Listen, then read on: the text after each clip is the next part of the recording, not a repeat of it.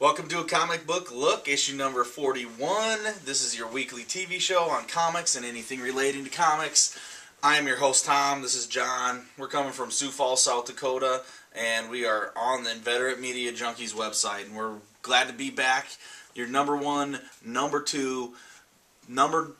two dudes for comics in general. We're gonna dominate you every single week, and this week we're throwing you off a little bit and doing some different things. We'll have an email, but first off, we're gonna hit you up with some breaking news. Before that, though, John, what's up? What's new, bro? Oh man, we got a busy month, and I know we talked about this, but our May calendar just keeps stacking up. We are midnighting it up at the Avengers, giving you that exclusive coverage, our perspective on it. Oh yeah, VIP. It'll be a fun movie, I think. It's already projected to make over $1 billion. It'll be pretty epic. So we're excited about that. Got the ticks for that. I went like a couple weeks ago, and the guy was looking at me like I was retarded. And I'm like, dude, this is a big deal. I also thought it was kind of odd that you were getting tickets so early, but good Lord, you got to do what you got to do. I'm sure the people we're going with will buy tickets there. Yeah, they'll probably still be there. Wow. Well, ours are ours are crisp, clean, and we get to look at them in anticipation and excitement, knowing that this day is coming. It is. Midnight movie. And can you believe how fast it's come? I mean, we've really been waiting on this. Remember, like, Iron Man 2 and Thor and Captain America? We're just like, oh, man, like, this will never get here. And now it's here. It's finally a movie continuity that's really cool to see. So we'll see how it goes, and I'm excited for it, and it'll be the beginning of the movie mayhem this summer of Spider-Man, Batman, Prometheus, Avengers. It's going to be a sweet time. Amazing. Also, of course, this month, we got Free Comic Book Day. Free Comic Book Day. Oh my First damn Saturday. Lord! Coming right after the premiere of Avengers. So. Yeah. So that'll be pretty cool. So check your LCS for that. Exactly. Then of course we got SpringCon up in the cities. SpringCon is first con. Yeah, Minneapolis's biggest comic book convention, and so we're heading there. We're pretty excited, and so yeah, me, John, Skyler. His first public appearance. You won't see him. This is right. Maybe, hopefully, we get to see him. Why is their camera floating? Isn't Skyler around here? He's actually up in the booth, just getting us on a high zoom. Sniper. No, but we'll see. I'm sure it doesn't have a booth. I think it's at a fairground. But it'll still be fun. Hopefully, I get to meet Peter Gross. Pretty excited about everything. Yeah. And but that May is definitely going to kick ass, and it's the start of summer. So that's also complain about awesome. that. Yes, sir. Yes, sir. All right, man. Well, let's jump right into it. Big news. Big. Well, I don't know. It's not huge news, but I think it is kind of... It reflects on the industry. Big enough news, and I think it does, it is kind of hit. Chris Roberson is the writer of iZombie. He was doing the Cinderella arcs for the Fables spinoff. He did some Superman work when JMS left, and he's been around, and he's a great writer, and he comes up with really cool ideas. Not everything he does is for me, but I have loved his work on Cinderella. It's been really good, and I think he also did some House of Mystery stuff, if I remember right, and that was really cool.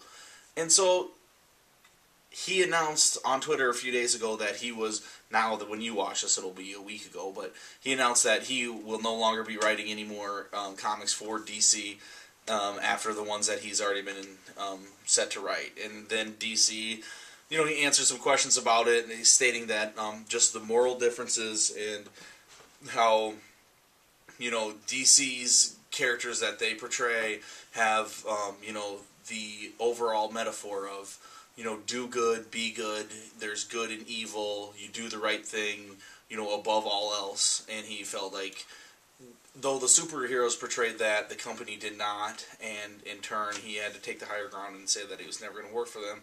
DC didn't take it lightly, told him that they're not going to put out his comics that he has already wrote, and that, he's fired. And it's kind of fun. It's always funny when you get fired after you quit, Yeah. It's like, okay, DC, you're fired. Well, actually, I already quit. And that's like exactly what happened. And, he stated that it's been brewing for a long time. The things that have happened between this before Watchmen thing and Alan Moore not wanting to come out, his specific, wish, please do not make any Watchmen comics, and then they make a bunch of Watchmen comics. He said that kind of really was, really drove him crazy.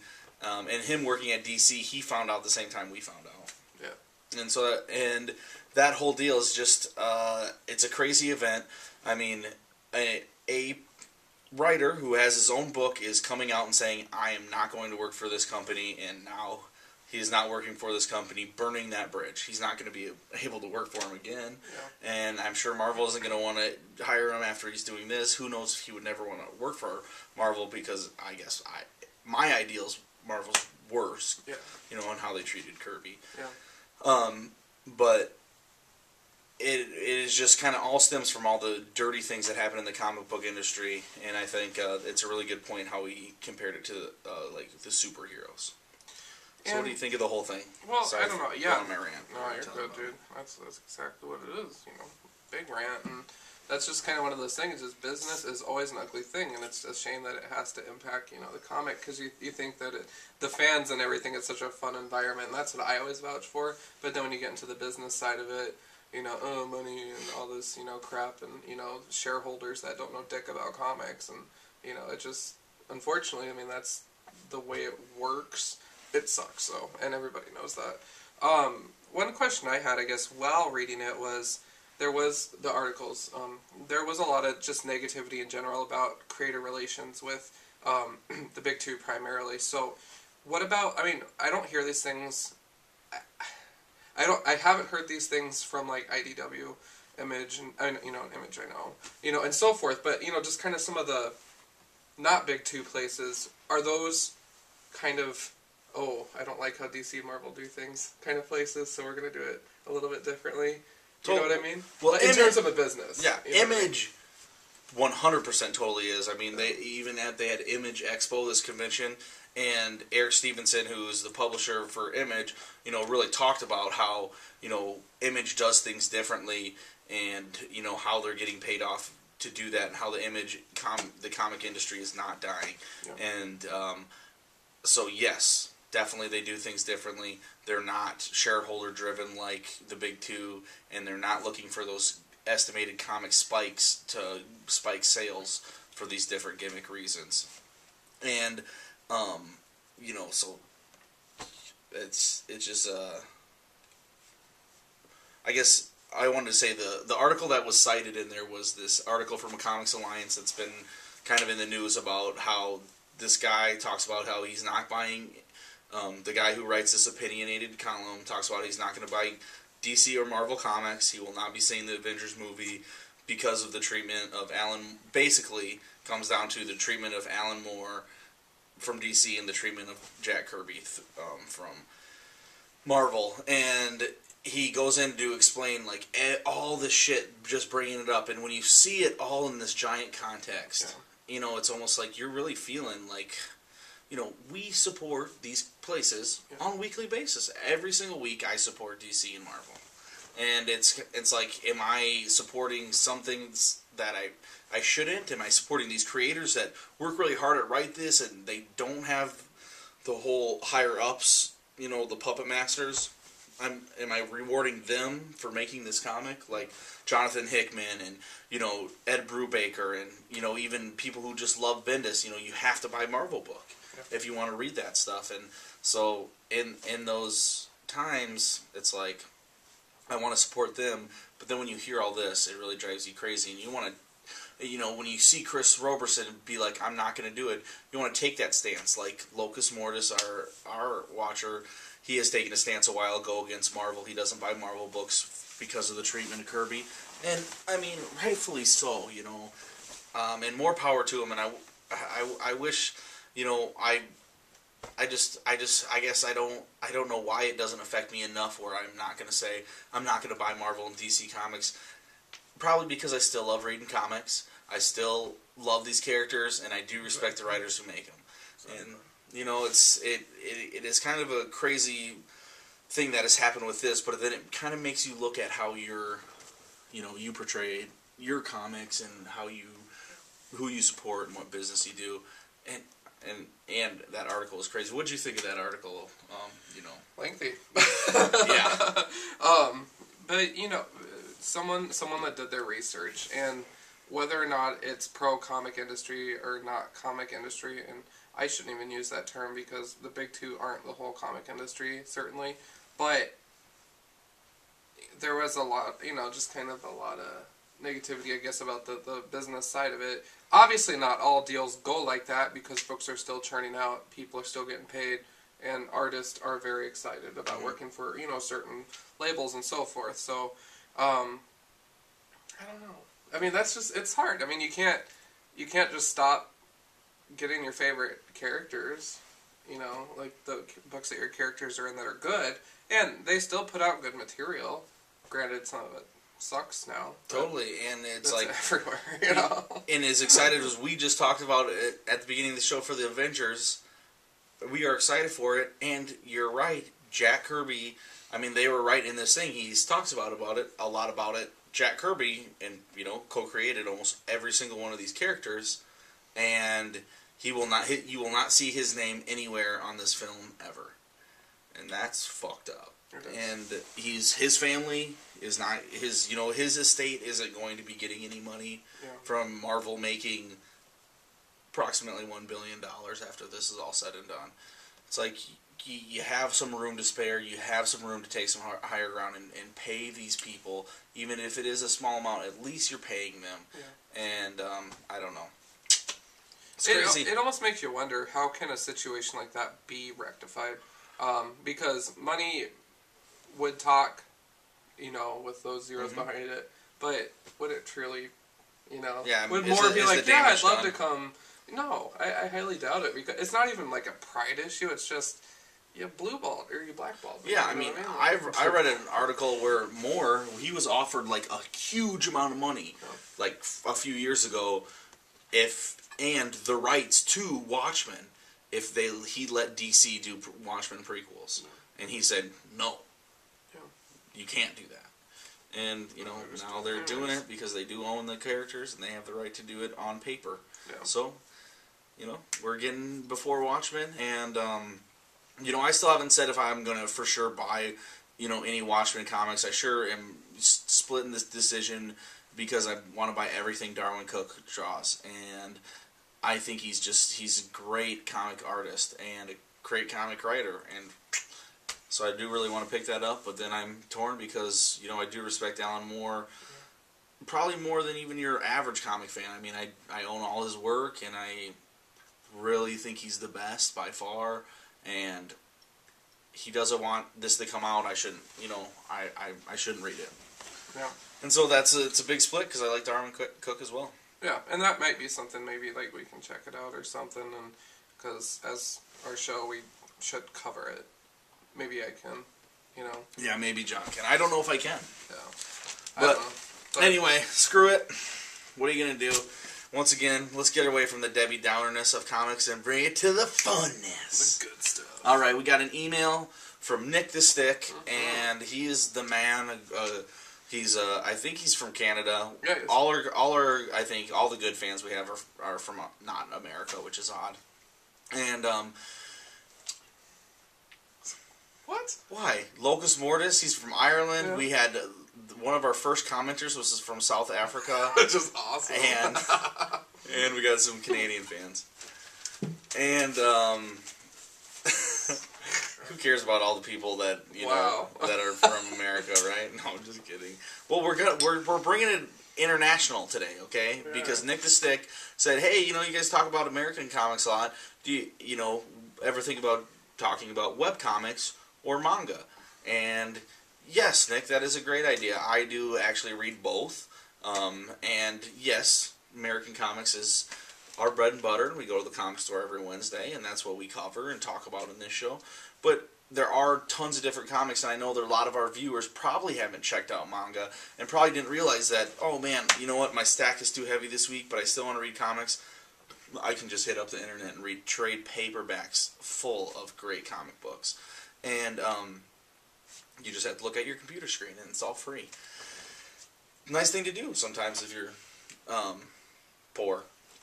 And so let's go over some of the ones that I like. I don't know, John probably has a different stance. I know John doesn't buy manga or anything, but have you ever read web comics or looked at them before? No, I mean, we just got familiar tonight. Yeah. A little research for the show. You guys know how I feel about that. Nick. Make sure John knows about that, because I know he likes to research. I'm a scholar when it comes to this. That was another email that he sent. But yeah, I don't know. Yeah, I mean, it's not for everything. Some people can't stand reading comics on a computer. Oh. Some people don't. It's just not their thing to go into it. They have their way of reading comics. They don't.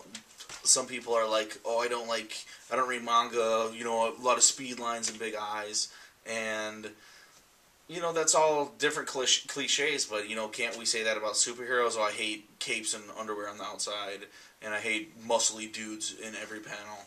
And it's, but for some reason we love muscly dudes in every panel. We still need to do that episode. What episode? Okay, but anyway, so we're gonna jump in a few. We'll start with webcomics since we both read webcomics. I made John read the webcomics a little bit that I read, and the first one I'm going to talk about is Mike Norton's Battle Pug. It was just amazing. Yeah, this started as a T-shirt at iFanboy, ended up being not a webcomic at all, just this concept that Mike Norton came up with for a funny T-shirt. Everybody was like, "Hey, when's that Battle Pug comic coming out? When's that coming out?" He's like, "That was a joke. I'm not making a comic." And then eventually I was like, fuck it, I'll make the comic. And put it out online for free, and it's hilarious. So you can definitely check that out. But yeah, it's called Battle Pug. It's this sexy chick is telling a story to her two pugs about this Conan-like warrior epic tale of this warrior who rides a pug. And it's awesome. Right? My favorite part of that was the story about how the village got destroyed, and out of the ice pops this big white seal that's cute as hell, and all hell broke loose, and he's just slamming the ice in the villages, and ice flying everywhere, and I was like, this is so amazing. I looked at Tom, and Tom's like, you like that seal? I'm like, yeah. It is an awesome the seal and China the Poodle, that's my dream T-shirt so far. I'm really getting into this, so. I'm going to make that happen. Exactly, man. But yeah, it is hilarious. This Mike Norton has this town being destroyed, and then it's being destroyed by literally the cutest sea lion that has ever been seen. It's absolutely hilarious and awesome.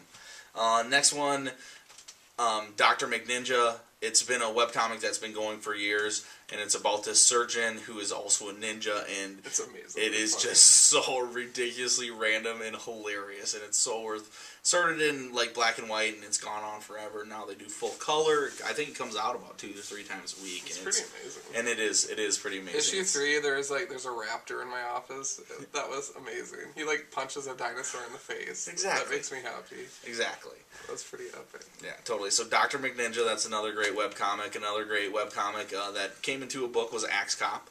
It was this little kid's stories, and his 30-year-old brother made the drew him, and it is hilarity ensues about this cop who has an axe, and he has a dinosaur friend with machine gun arms, and shit's going left and right in and out of this world, and there's bad guy machines, and I don't know, it's just awesome, and it's hilarious, and it's totally off the wall, but definitely also worth checking out. Axe Cop. Dark Horse put out a little 3-issue series, and they have a trade paperback of the actual webcomic too, if you don't like webcomics. Next one is Hark a Vagrant.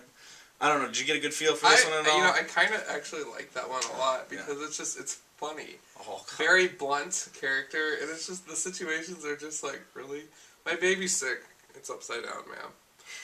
Just stuff like that. It's almost like a family circus, but more of a dark veil. Totally. This is so Hark a Vagrant is a comic strip. It's amazing. Compared to we read comic books, this is totally a comic strip. Yeah. One and done little things, and it is so funny. It's this history buff from Canada and she is just so awesome making Hark a Vagrant, and she started just scribbling down and making comics for her college newspaper, and it just stuck with her. And seriously, so witty, so modern, and seriously, she uses everything is from history. It's so funny. She does things from her own life as well, but tons of times, her main characters are George Washington, Abraham Lincoln, Shakespeare, Napoleon, Genghis Khan, and it's so funny. So definitely check that out. Another one that I didn't have him read, but is my absolute very favorite, is Bucko. Bucko is by Jeff Parker, and I can't remember the artist, but it's this hilarious tale about Portland hipsters, and they're all talking about, fixed gear bikes, and if you've seen Portlandia, a lot of that kind of same stuff, just, hipster Portland nonsense fun, and it is the craziest comic. And what really sold me is Juggalos are in it, and Juggalos are the fans of the band ICP.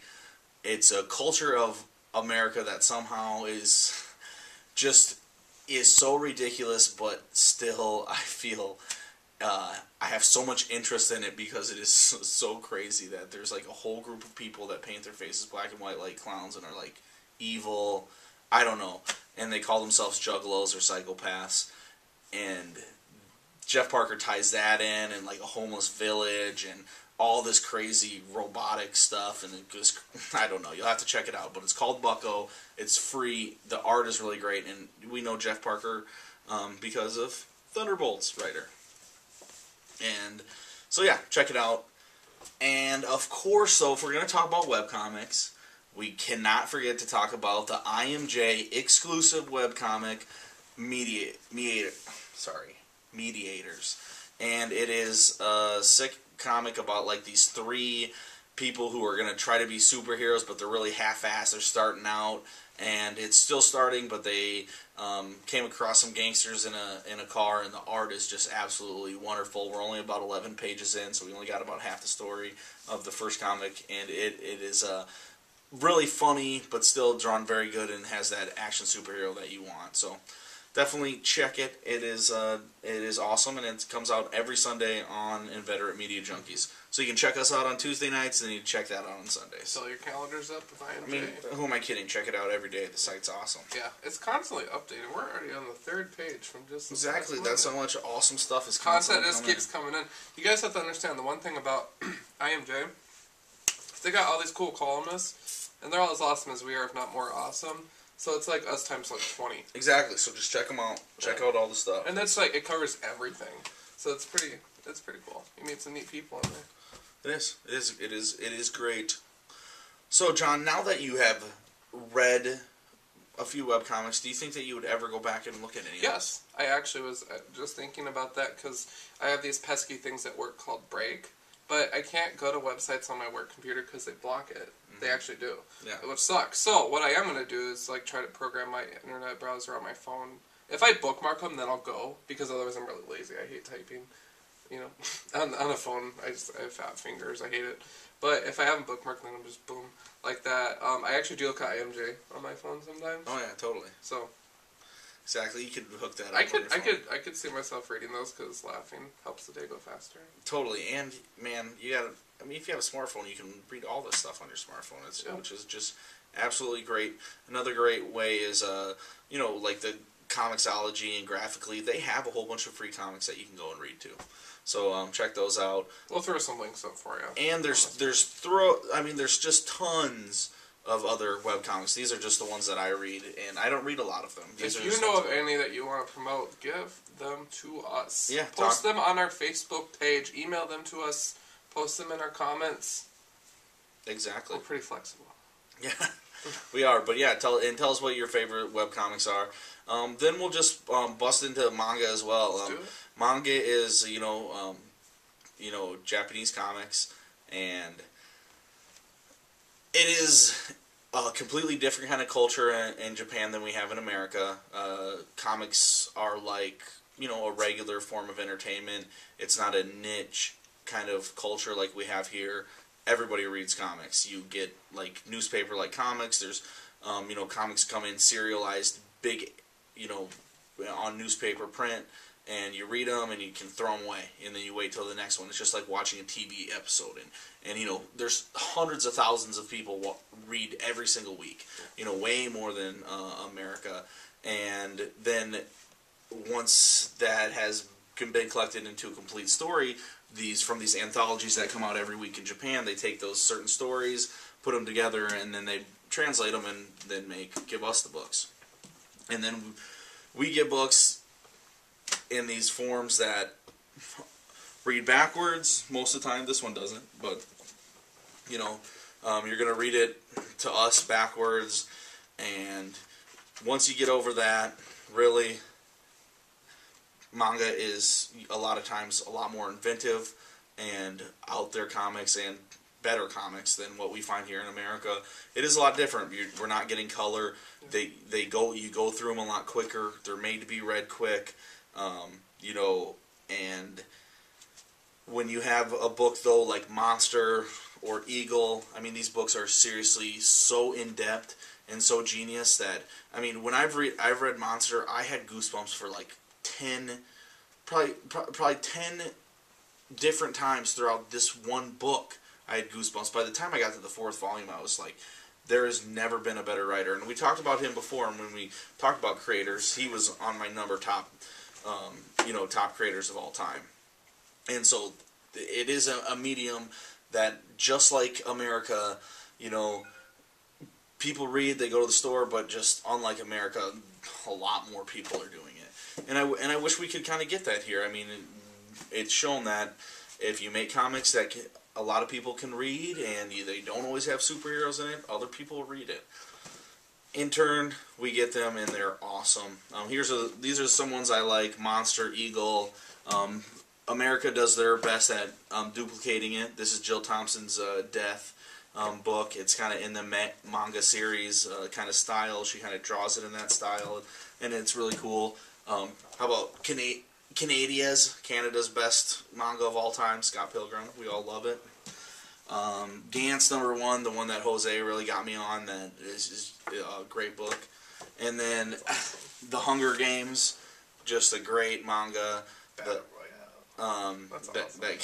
came out, and they made a movie about it recently.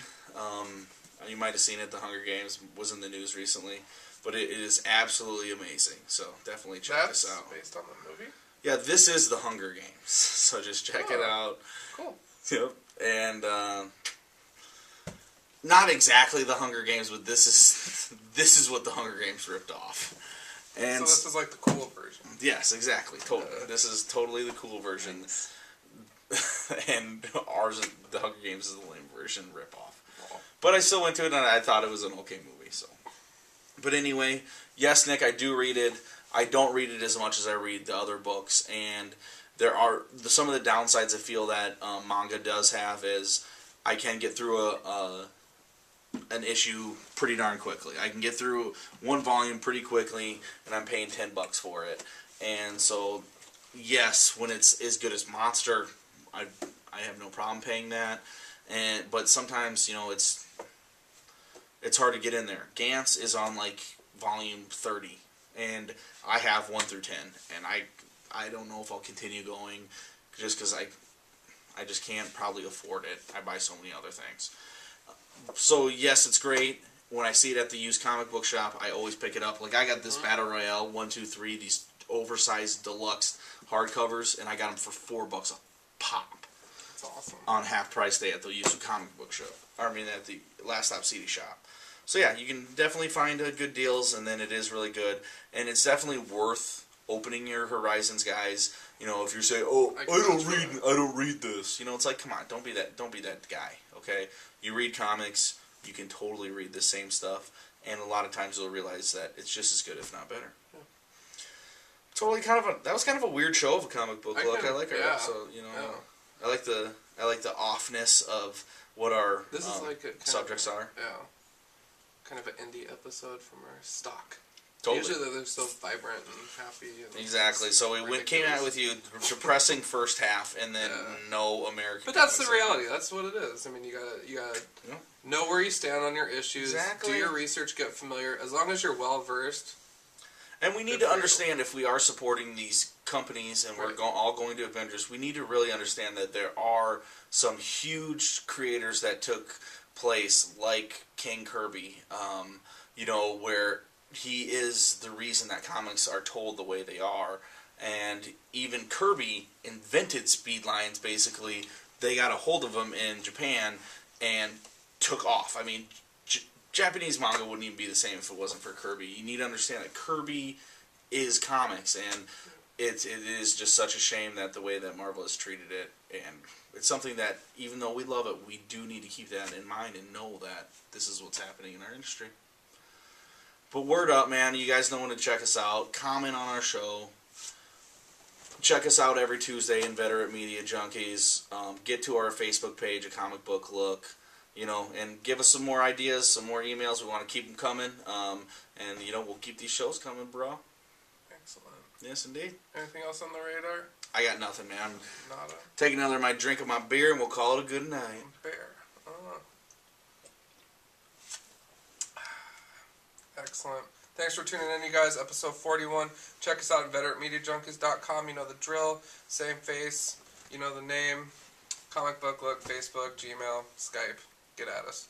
Keep it comics.